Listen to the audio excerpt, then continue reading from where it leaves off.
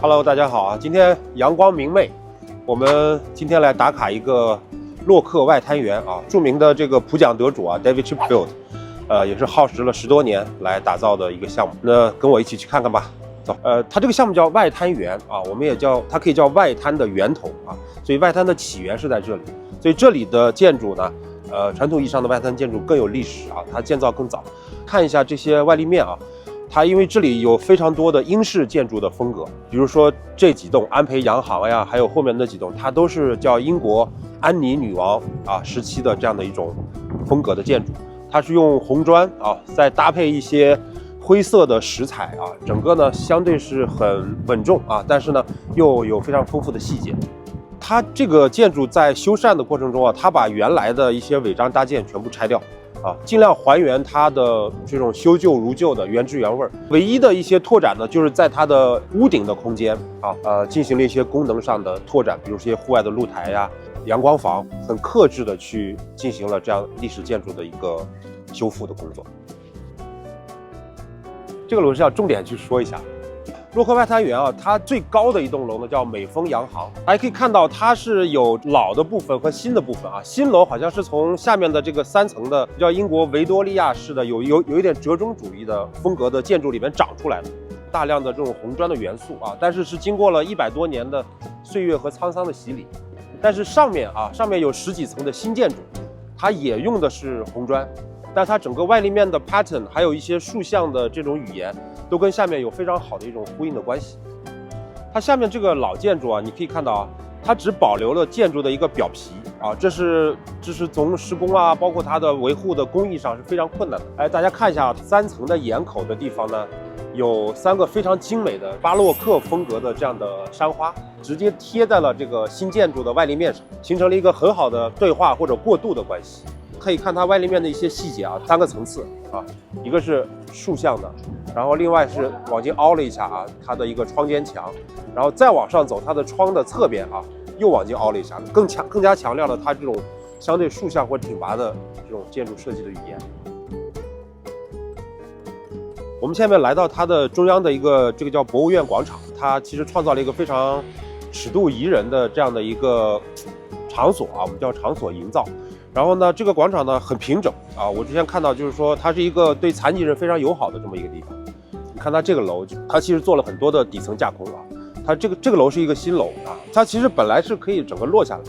然后这块应该是有很多的这种巨型的钢构的一个悬挑，所以在这下面形成了一个非常舒适的城市的一个灰空间。当我们徜徉在其中的时候呢，又有微风又有自然阳光绿色，非常惬意，非常舒服。我们可以看一下它这2栋建筑之间的这个过道呢，它除了它的交通通行的功能以外，建筑师呢在这边新加了一些休憩的台阶的功能，赋予了它更多的和人有关联的这样的一个意义通过设计师的这种巧妙的画笔把这样的一个本来无趣的空间跟人产生了更密切的关系让人们可以在这里驻足交流。我认为这就是设计的一个价值和意义。大家猜猜这是什么材料？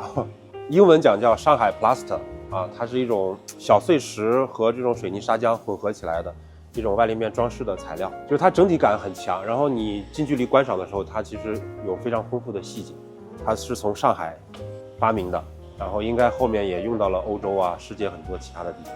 这个水景是这里边唯一的和水比较柔性有关的景观元素其他地方都是硬质铺地。那整个建筑呢，包括它的规划建筑的形态基本上都是方形或者长方形所以这样圆形的曲线柔化我们整个空间的这种硬度的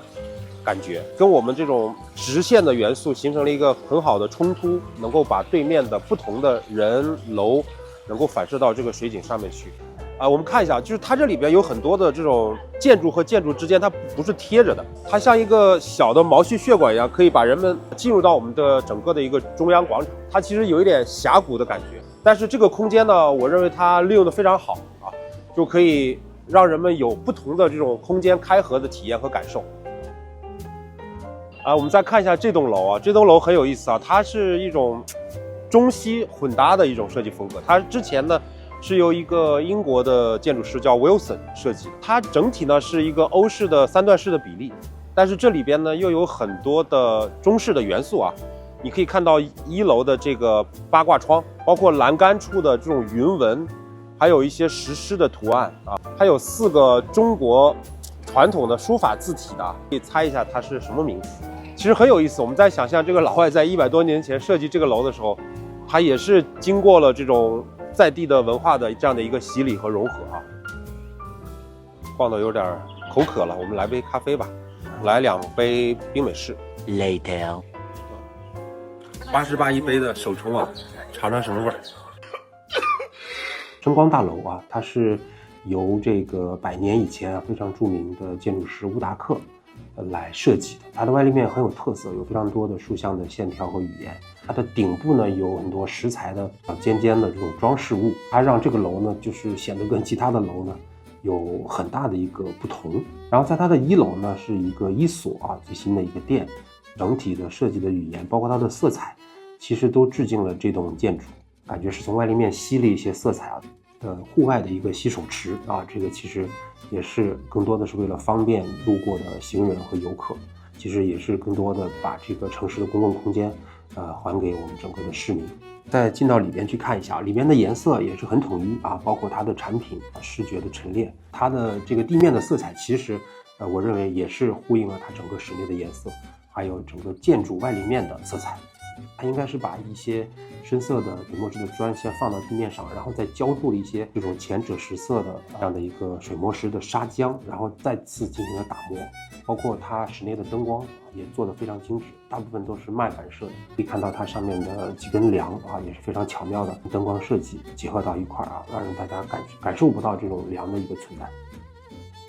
说一个小细节啊，就是它的洗手台上面的灯光啊，首先它的灯珠非常的细小啊，所以它不会有那种刺眼的感觉。围绕灯珠旁边的这个金属的一个小灯罩啊，它也是刷成了跟旁边的漆的颜色一样的，这是100年以前的争光大楼入口的装饰性外立面的语言。那在新的1所店铺里面，其实它也是采用了同样的设计的语汇，来致敬了之前的这种老的建筑的一个基体。一个狗狗喝水的一个盆。今天就到这儿吧，下次还想看啥，评论区告诉我一下。这啥设计？一起喝酒去。